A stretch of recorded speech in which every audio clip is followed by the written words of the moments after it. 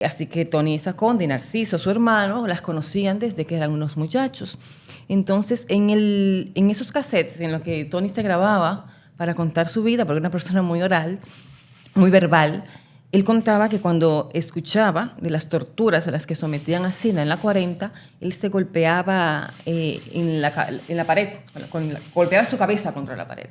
Entonces, esa imagen como que se me quedó, de ese jovencito de 19 años, con esa impotencia que se hace daño a sí mismo. Entonces, cuando ya llevan a la victoria, otros opositores que ya estaban presos allí, tenían tiempo presos, trajeron a las mariposas. Y ahí empezaron, según cuenta Sina, a llamarle mariposas a las mujeres opositoras. Entonces después, cuando las saca el régimen de prisión en agosto, Sina se asiló en la embajada argentina. Entonces, en ese vuelo iba Sina. Y por eso también salvó su vida, porque se asiló en la embajada argentina, porque el embajador logró proteger a esos opositores y enviarlos allí. Entonces, es un poco metafórico porque tanto alude a las mariposas como a ese vuelo ya más concreto en el que ella se va a Argentina y con el que salva su vida.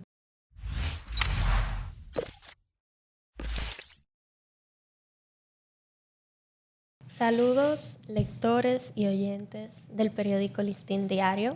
Hoy conversamos con la escritora y periodista Ginette Santelices, autora de El vuelo de Sina, un libro que narra, que busca, que nace de la necesidad de contar la historia de Tomasina Cabral, mejor conocida como Sina, y de rescatar una memoria que permaneció en silencio por mucho tiempo. Cuéntanos, Ginette, ¿cómo te sientes el día de hoy? Pues muy bien, feliz de estar aquí contigo en Listín Diario, el primer periódico dominicano, o sea que siempre es muy simbólico estar aquí esta mañana. Qué bueno. Y bueno, para entrar ya en materia, ¿qué te hizo volver a la historia de Sina tras años de haberla escuchado por primera vez y que se volviera el tema de tu maestría y de tu primera obra literaria? Bueno, a veces un tema literario tarda en madurar. Y había escuchado esa historia de Sina por Antonín Saconde mientras escribíamos, Víctor Bautista y yo, editábamos más bien su libro Relatos de la Vida, donde es memoriado, en el que él contaba relatos de su juventud, de su paso por la Revolución de Abril.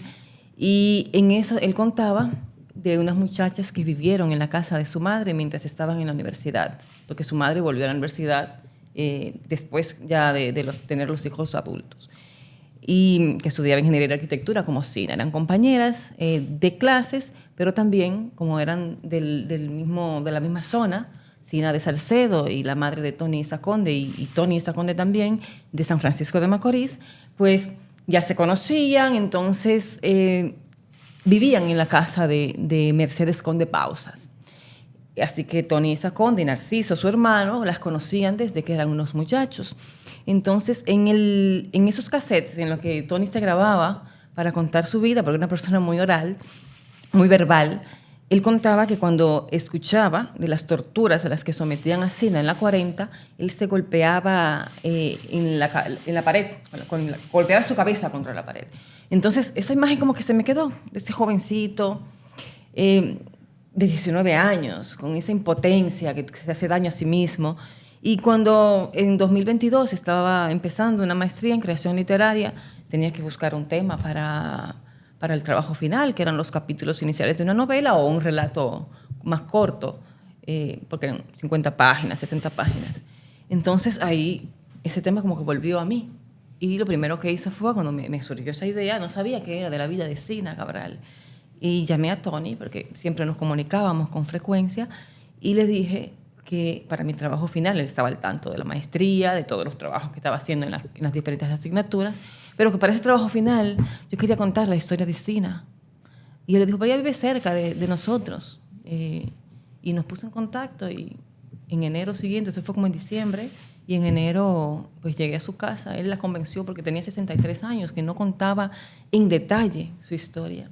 Ella sí le había contado un testimonio más o menos breve para una publicación que hizo la Comisión Nacional de Efemérides Patrias. Había dado entrevistas al Listín Diario casualmente sobre lo que ella vivió, pero eran relatos más cortos, sin entrar en el detalle de su niñez, de cómo se formó como opositora, de todo lo que ella vivió, tanto en la 40 como en la Victoria y en el exilio. Entonces, nada, me sentía muy, muy privilegiada de que ella haya accedido a contar esa historia y a contármela a mí. ¿Por qué titularlo El vuelo de Zina? ¿Qué significado tiene ese vuelo? Sí, cuando a ellas las ingresan en prisión la segunda vez, porque en enero del 60 apresan a 7 mujeres opositoras y a muchísimos hombres del movimiento 14 de junio, y después a ella, a Minerva Mirabal y a María Teresa las vuelven a apresar en mayo del 60. Entonces, cuando ya las llevan a la Victoria, otros opositores que ya estaban presos allí, tenían tiempo presos, trajeron a las mariposas. Y ahí empezaron, según cuenta Zina, a llamarle mariposas a las mujeres opositoras. Entonces después, cuando las saca el régimen de prisión en agosto, Zina se asiló en la Embajada Argentina. Y ya en el momento en que el país rompe, o los estados americanos rompen relación con República Dominicana por el atentado contra Rómulo Betancourt, el embajador de Argentina de entonces aquí logró enviar a un grupo de prisioneros políticos a Argentina en un vuelo, porque para hacerlo también necesitaban un permiso oficial porque no tenían pasaportes, tenían que buscarlos en Cancillería. Entonces, en ese vuelo iba Zina. Y por eso también salvó su vida, porque se asiló en la embajada argentina, porque el embajador logró proteger a esos opositores y enviarlos allí. Entonces, es un poco metafórico porque tanto alude a las mariposas como a ese vuelo ya más concreto en el que ella se va a Argentina y con el que salva su vida. ¿Por qué tomar la decisión creativa de que la voz narrativa sea en primera persona? Sí, en principio había intentado contarlo en tercera persona porque es, digamos, un narrador más utilizado por nosotros como periodistas. Pero el relato se sentía un poco distante o frío e intenté, hablando con mi profesor de la maestría, Eduardo Jordá, él me dijo, pero vamos a probar escribiéndolo en primera persona. Porque para reforzar ese testimonio de Zina y de reforzarlo como una persona viva que está contando su historia. Entonces hice unas cuantas páginas, algunas 7, 8 páginas en primera, y cuando mi profesor lo leyó, pues dije, no, así es que vamos a seguir así.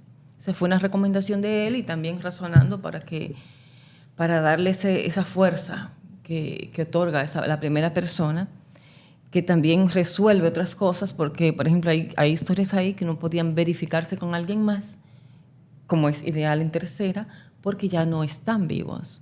Aunque sí se confirmé muchas cosas acudiendo a hemerotecas, a archivos, a otras publicaciones, a testimonios de otras personas que ya no están, sí es el punto de vista de Zina. Entonces también con eso era más adecuado hacerlo en primera. De la historia de Zina, ¿cuál fue la parte más difícil o más desgarradora de escuchar y de poder contar? El episodio de la tortura en la 40. A ella la apresan la madrugada del 19 de enero del 60 y la llevan directo a la 40. La buscan a la casa en la que ella vivía, que eran en la casa de los suegros de uno de sus hermanos, y que era frente al Palacio Nacional, frente al parqueo del SIM, el Servicio de Inteligencia Militar, y la llevan a la 40, que estaba en Cristo Rey, ese centro de torturas del régimen. Entonces la pasan por un patio donde estaban golpeando, incluso con palos, a sus compañeros del 14 de junio, y después la ingresan a un recinto donde estaba también Johnny Aves García y otros torturadores, y le piden primero que se desnude. Ella se quita la blusa y no hace más nada. Le insisten en que siga desvistiéndose, y el torturador que estaba pues ejerciendo ese acto de barbarie contra ella, que era Candito Torres, cogió una bayoneta y la terminó de desnudar. Pero le insistía, y ella estaba firme ahí. Pero no solamente es admirable y impactante escucharla contando ese relato de que ella no se desnudó, como le pedían, a pesar del miedo que podía tener naturalmente cualquier persona en una situación así, sino que por más que le insistieron, tanto los agentes del CIM como algunos compañeros también que estaban ahí, ella no delató a nadie. Incluso con el miedo de que pudiesen avanzar más, de que pudieran hacerle más daño del que le hicieron con la picana eléctrica, ella se mantuvo firme con la frente en alto y no dijo una sola palabra para delatar a ninguno de los compañeros. Entonces, recordar eso era muy doloroso para ella y era muy conmovedor también para cualquier persona que estuviese frente a ella escuchándola. Era el episodio más difícil, el que tuvimos que volver muchas veces, porque cuando tú ves una persona con la que estás conversando o entrevistando, ese dolor tan fuerte, pues no es como lo más, uno no se siente bien en insistir para que te cuente todo en ese momento, sino que a veces cambiábamos de tema y volvíamos a un recuerdo feliz de la infancia o a comentar algo de la actualidad, como las orquídeas de su patio, bellísimas. Pero fue esa parte, es un episodio en el libro contado a partir de muchas conversaciones, reconstruido a partir de muchas conversaciones, por el mismo dolor que genera. Y contarlo para ella y escucharlo para mí también. ¿Cómo recibió la señora Zina Cabral la noticia de la publicación del libro?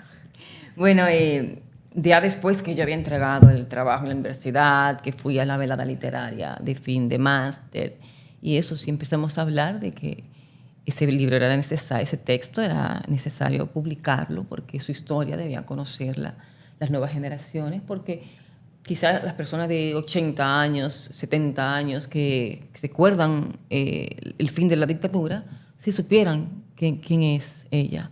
Pero muchos jóvenes no sabían. Yo incluso me enteré con 25 años cuando lo escuché en la voz de Antoniza Conde, porque no es una historia que uno conoce en las escuelas. Conoce la historia de las hermanas Mirabal, conoce la historia de otros opositores que quizá no tuvieron la suerte de vivir para contarlo.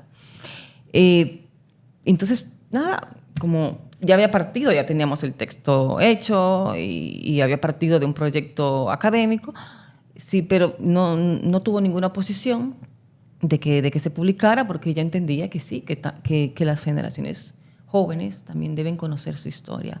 Entonces yo creo que sí, que ella estaba satisfecha, incluso fue a la presentación del libro y dio unas palabras muy emotivas allí también, y yo creo que quedó satisfecha con el libro.